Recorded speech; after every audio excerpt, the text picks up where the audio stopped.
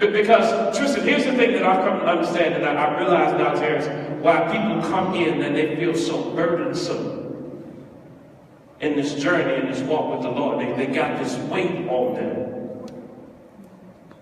And a lot of times we think it's the weight of life. A lot of times we think it's the weight of the things that we're going through and we're dealing with. When the reality is some of the weight you carry is the unforgiveness that's in your life. You can't worship like you want to. You can't praise God. You can't put your hands up in service like you really want to because you got this weight of unforgiveness on you. And so the reality is we carry this weight. We don't want. Here's the truth of the matter. Some of us don't want to release it. Why? Because falls right line to the last one. Because forgiveness means that I'm not going to take vengeance. And here's the issue with many people, why they won't forgive, because you want to use what happened to you as a weapon. Oh, you've been doing it for years now. Attacking people, brutally beating people down based upon the offense that occurred or happened to you. You've even attacked folk that wasn't even around when the wrong was done to you. Taking vengeance out of people who trying to be kind to you, be nice to you, all because somebody else wronged you. Because you won't forgive, you've now created this weapon of warfare. You cutting folk, slashing tires, busting out windows, cussing people out, frowning up at them everywhere you go. That's part of the reason why it's still as fresh today as if it happened yesterday. And it happened 20 years ago. And every time I think about them, I just want to, oh. Type their name come up. It ain't got somebody else's name that match their name. It just, I don't even want to talk to nobody else that got that name.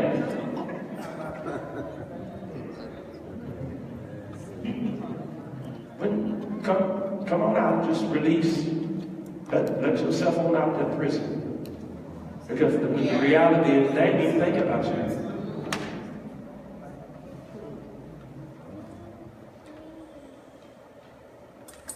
Forgiveness. I'm not going to even lay that to your charge, even though you did the wrong to me.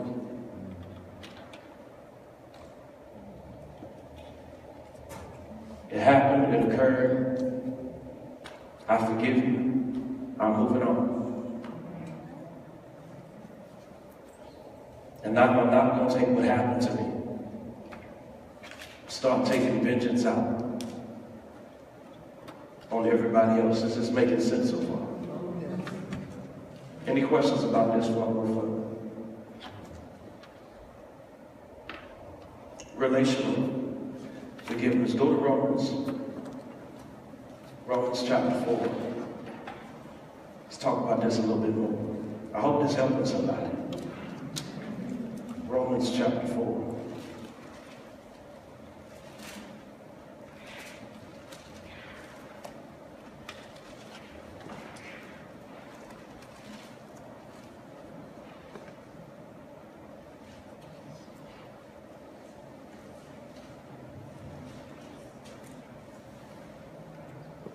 I'm going to do verse 7 and verse 8.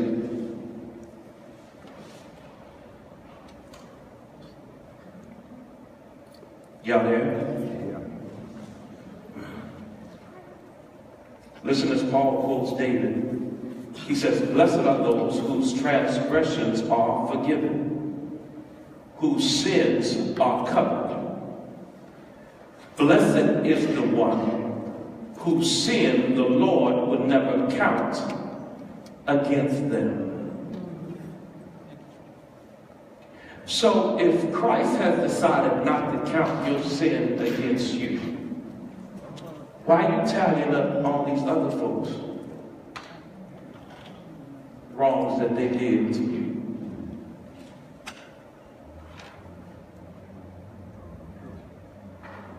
And see, the part you got to understand about forgiveness is that it's a decision. It's not an emotion, it's a decision. You have to decide to forgive people. You have to choose to forgive. You have to choose not to hold on to that in your life. You have to make the choice to forgive the person that wronged you, that did something to you. You got to decide to even seek out the person whom you've done the wrong to and seek their forgiveness. It's a choice, it's a decision.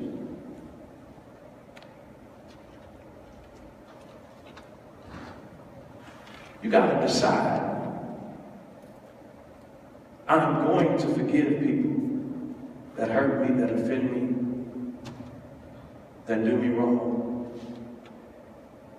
And if I offend anybody else, I want them to forgive me. Making sense so far?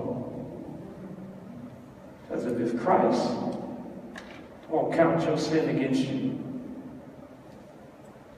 and you are a believer, what you doing?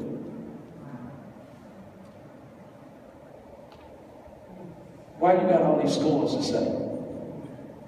All these folk you won't talk to them. You've turned against. Making sense? Let's go a little further. Go 1 Corinthians. 1 Corinthians. Try to make sure that this soak in real good. 1 Corinthians, chapter 13. It's one of my favorites. Because if don't let else bring this home, this is one of them.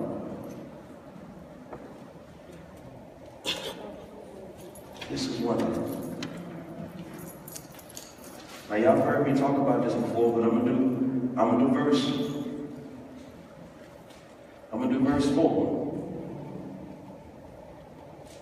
And dive right into verse 5. Love is patient. Love is kind. It does not envy, it does not boast. It is not proud. It does not dishonor others. It is not self-seeking. It is not easily angered. Here's my part right here. It keeps no record of... Y'all see that? Let me ask this question, and I'm going to get ahead to myself a little bit. Have you purged your records?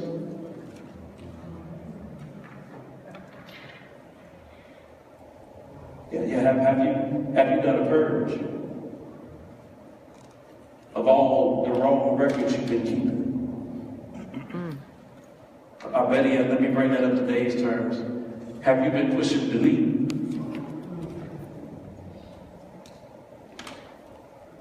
In that folder of all the wrongs that you've been keeping, have you gone in and started hitting the delete button? And clean that folder out?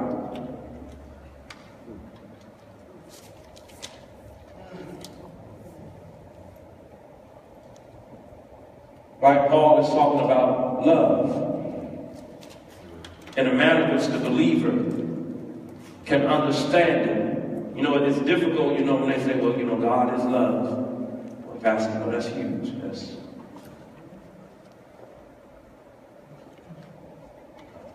Okay, God is love. So Paul helps us, he breaks it down for us further so that we can be able to digest it. Paul says, so when we think about love, here it is in the context, it is patient. It is kind. But better yet, it keeps no record of wrong. So when it comes to forgiveness, God may not forget the sin, but he no longer holds the offense against our account.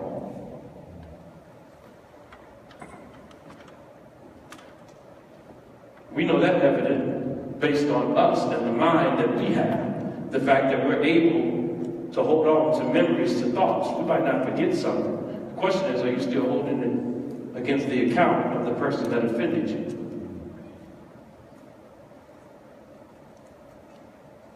When you forgive someone, they are not indebted to pay, or the one who is forgiven, understanding what Christ did for us and understanding the love of Christ in our lives. It helps us to understand that we're not indebted to pay something we couldn't pay in the first place.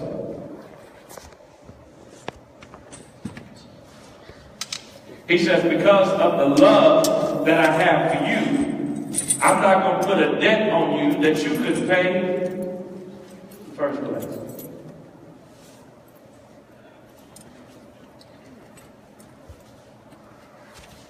So we must decide, will we push the delete button on the wrong that somebody did to us? No, Pastor, you don't understand. You don't know how that got all up in my face. You don't know how that made me feel. Oh, so it's still in your inbox. That's why you still tweet about it. That's why you still post it on it. Because it's still fresh in your spirit. When imagine, here's the thing, and I'm going to get off of it. Here's the thing that bothers me. All of the energy and passion people put into posting these long things on Facebook. I mean, all that energy, all that focus, they typed out all the words and all those subliminal messages. Imagine if they would have just hit delete. They'd have felt so much better. Imagine the energy it takes just to forgive somebody than to try to hold on to you being mad at them. Because it takes work. It takes work for you to decide, I'm going to be angry with them, so let me see how I'm going to plan this out, because I got to get this together, because I'm mad at them. I got to make sure that I don't speak to them. I got to make sure that I don't acknowledge them. I got to make sure that I walk all the way on the other side of the room so I don't come in contact with them. I got to work on keeping them out of my mind. I don't respond to their texts. I don't respond. I defriend them, put them out. Now you can spend all that energy when all you have to do is just say, I'm just going to forgive them and be done with it.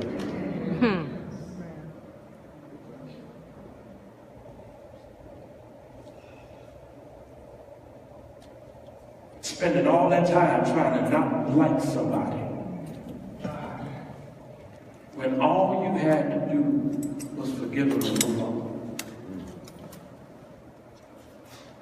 That makes sense. So let's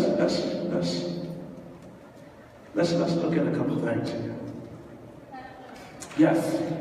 Because on that same page, it mentions that neither does it mean that love ignores the wrong or excuses it or pretends it didn't happen. Absolutely. So what does this forgiveness what does it look like? So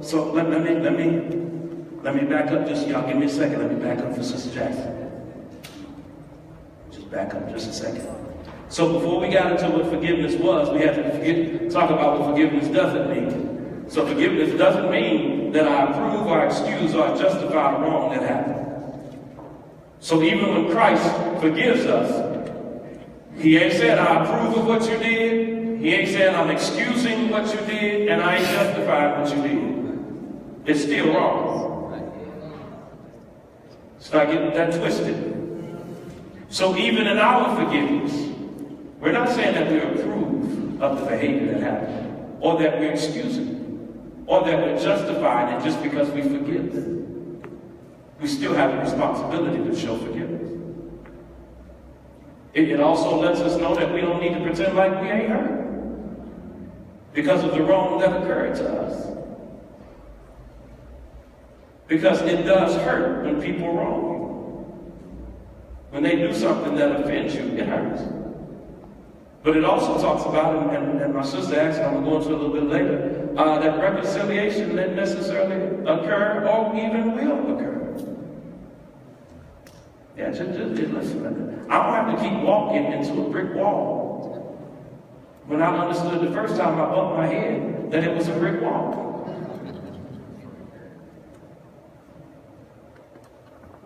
So we have to understand when it comes to forgiveness that these same things still apply.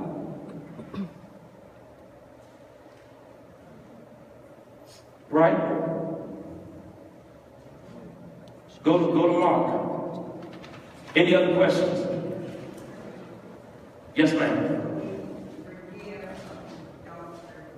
Uh-oh.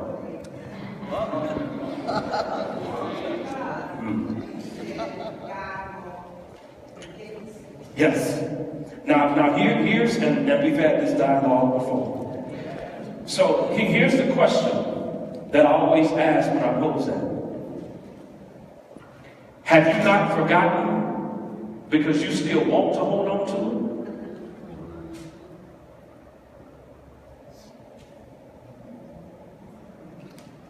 Because when something occurs to us, our minds have the ability to contain it because it helps to teach us. So when mom and dad had told you the stove was hot, don't put your hand on it. You remember still to this day, if they ever told you that, you didn't forget it, so that now when you come in contact with the stove, you know, turn the stove on, it's hot. So I understand that it has taught me something. It has helped me grow. But now the question is, am I using that for my growth and knowledge, or am I using that as a weapon? Is that the reason why I haven't forgotten? So really I haven't forgotten because I still want to bring it up. I still want to use it. It's still a weapon that I now deploy on people because of the hurt that has now happened to me. That's why I don't deal with them church folk, because ain't none of them no good. I ain't forgot what the last church did to me, see?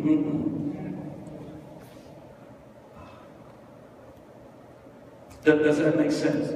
So absolutely, when things happen to us, are we going to forget that it occurred? No. The question now becomes, how do I apply what's happened to me? Do I take that wrong, turn it into a weapon, and now take out vengeance on people? Or do I learn from what happened to me so that I stop walking into the same situation or into that brick wall over and over again? And see, that's the misconception that some people have when it comes to forgiveness. And that's why I got to deal with the last piece. Because some people say forgiveness means I got to always go back and take the same abuse over and over again. We're gonna deal with that. Let me show you something real fast. Because again, if you're gonna be able to forgive people, you're gonna need to be able to hold on to this. Mark chapter 11.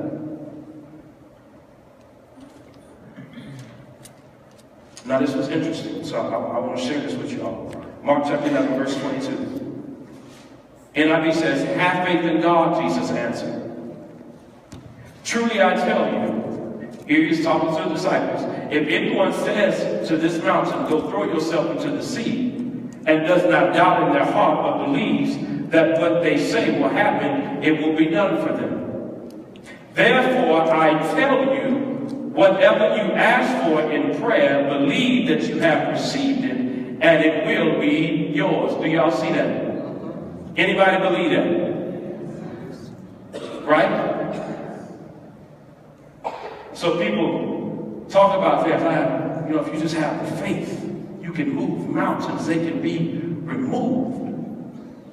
Let me tap into verse 25.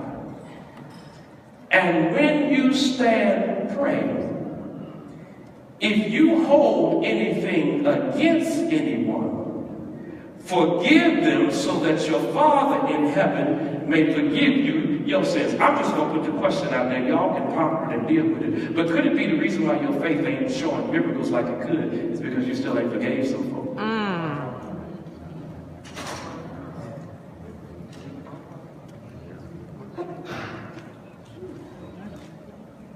Imagine that, faith and forgiveness tied together.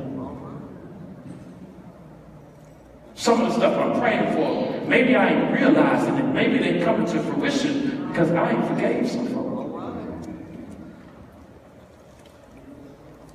Okay, let me get up off of that. Go to Matthew chapter 6. Just want to try to ponder that just this way. Some people just be punishing themselves. Pastor, I've been praying, I've been seeking God, I've been fasting. You got all the F's in that. The only thing you ain't been doing is forgiving. How about that? Pastor, been on my knees, been fasting, ain't ate for 3 months.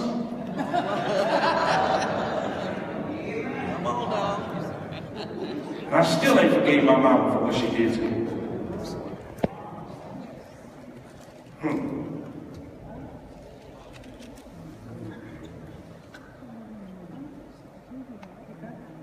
Very familiar passage of scripture. In the model prayer, Christ shares with us, and forgive us our debts, as we also have forgiven our debtors. I'm going to go a little further. And lead us not into temptation, but deliver us from the evil one. Verse 14. For if you forgive other people when they sin against you, your heavenly Father will also forgive you. But if you do not forgive others their sins, your Father will not forgive your sins.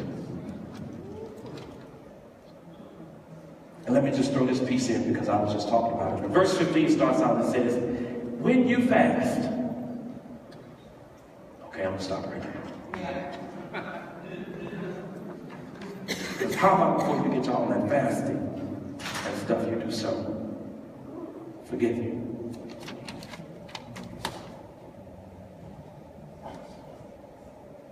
Tells us we have a responsibility.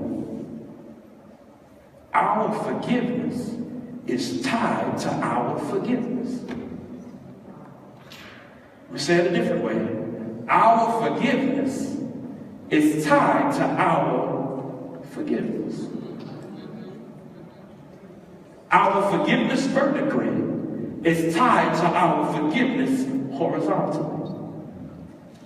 So God is saying, how are you coming to me talking about forgive me and you won't forgive your brother and sister?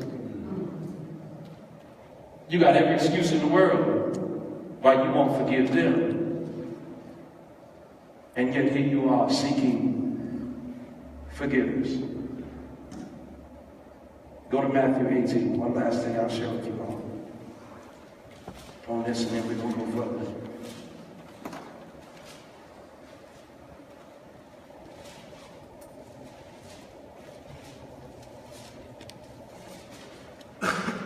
If you want to know the forgiveness, if you want to see the actualization of forgiveness taking place in Scripture, you should always start at Matthew chapter 18.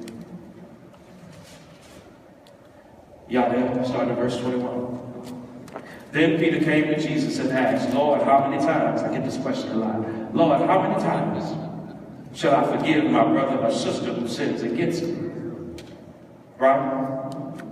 Y'all know the answer. What's the answer? King James Version says. Therefore, the kingdom of heaven is like a king who wanted to settle accounts with his servants. As he began the settlement, a man who owed him, catch this, underline this number, 10,000 bags of gold was brought to him. Since he was not able to pay, the master ordered that he and his wife and his children and all that he had be sold to repay the debt. Right? Y'all see that? Owed the master 10,000 bags of gold. Wasn't able to pay him the debt. Right? At this, the servant fell on his knees before him. Be patient with me, he begged, and I will pay back everything. The servant's master took pity on him, canceled the debt, and let him go. Y'all see that? Went to the master, ordered him 10,000 bags of gold, pleaded with the master, fell down on his knees. The master cancels his debt and lets him go. Right? Verse 28. But when the servant went out, he found one of his fellow servants who owed him, underline this, highlighted, 100 silver coins. 10,000 bags of gold, 100 silver coins. Catch this. He grabbed him and began to choke him. Pay back what you owe me, he demanded. Catch this. His fellow servant fell to his knees and begged him, be patient with me and I will pay it back. Don't that sound familiar? Verse 30. But he refused. Instead, he went off and had the man thrown into prison until he could pay the debt. When the other servants saw what had happened, they were outraged and went and told their master everything that happened. Then the master called the servant in. You wicked servant, he said.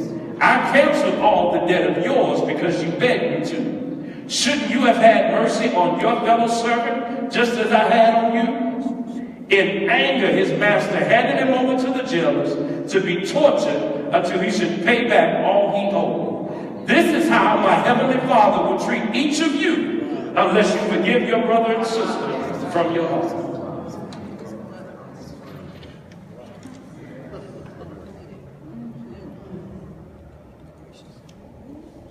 Now you've come to the master, you've come to God. God, forgive me, I owe you so much. Master says, okay, I'm going to cancel your debt. Then you're going to turn around and go to somebody who owed you less than what you owe God. But you're going to hold that over there.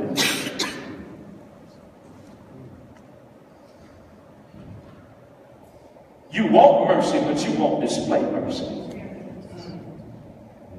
And that's why this is so true. Forgiveness is a beautiful word when someone else is giving it to you. It's more of a challenge word when you have to give it to someone else. Oh, it's beautiful when I'm being forgiven. Oh, but it's a challenge, Pastor, if I got to forgive them for what they did. Pastor, you don't understand what they did.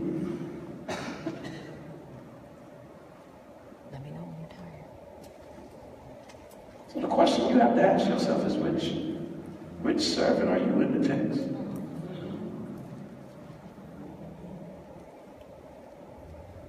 You're the one choking people.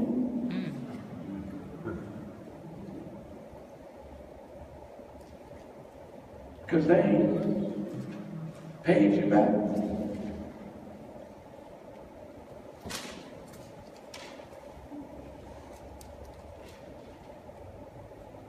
Y'all all right?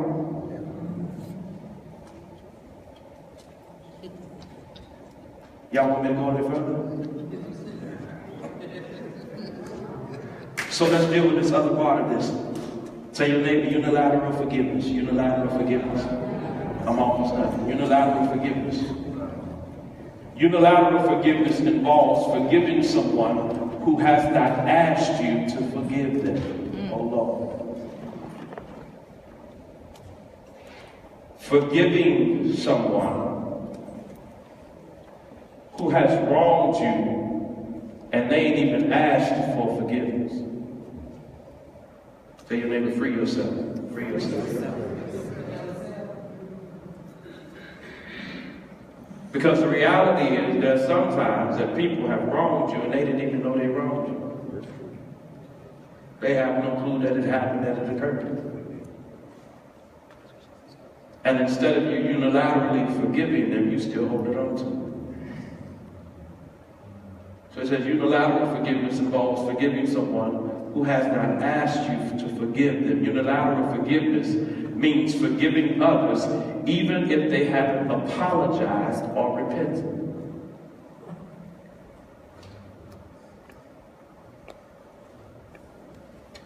Now imagine what the body of Christ would look like if we were forgiving people before they even came to us apologizing.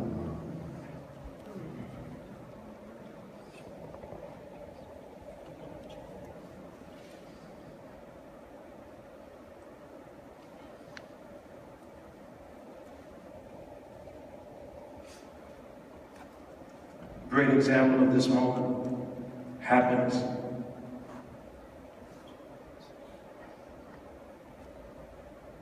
Luke chapter 23, verse 34. You can write down Acts chapter 7. We won't touch it tonight, but you want to keep it in mind. Luke chapter 23, verse 34 should be a very familiar passage of scripture for the body of Christ. It shows unilateral forgiveness.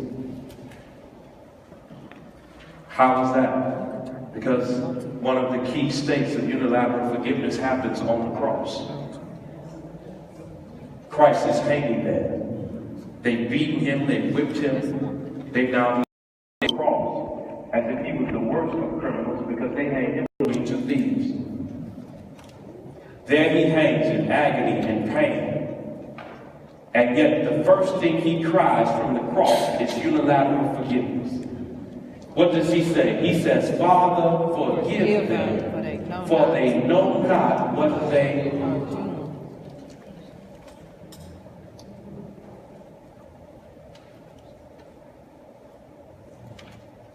Y'all see that? They wasn't down there asking him for forgiveness.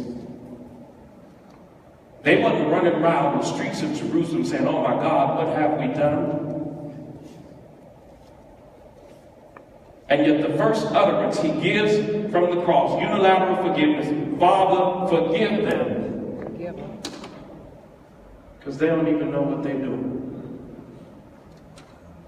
And here it is, I don't even want you to hold that against them. So where's your unilateral forgiveness?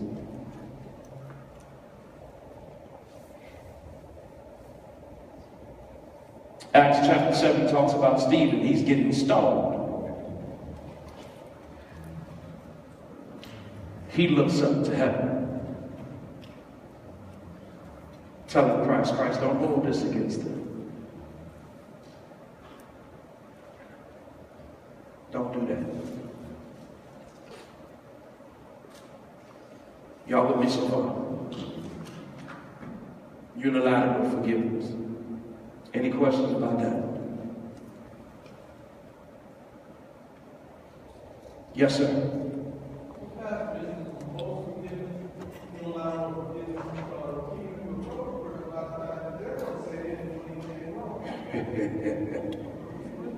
So here's what you're talking about which is what we're about to get into, is transactional forgiveness. Because you try to initiate a transaction. Unilateral forgiveness says, I need to have to come in contact with the person.